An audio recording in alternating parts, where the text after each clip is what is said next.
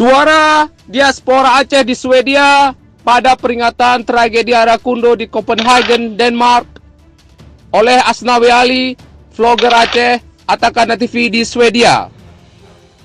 Mata terpejam bagaikan buta, ingatan kepala sangat cepat lupa. Nyawa manusia Aceh tiada harga.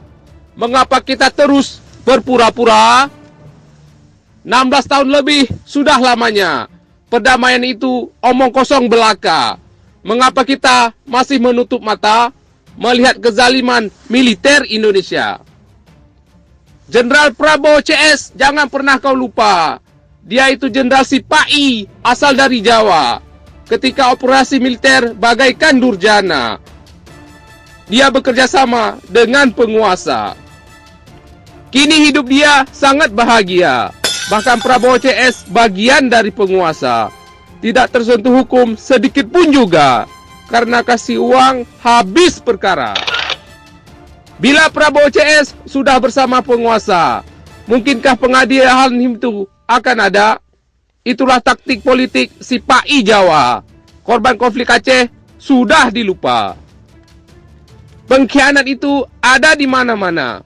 Mereka berjuang untuk tahta dan harta. Nyawa manusia Aceh tiada harga, karena semua sudah melupakannya. Militer Indonesia seperti di Myanmar sana, membunuh manusia tidak mengapa. Timbul pertanyaan dalam hati, apa agamanya?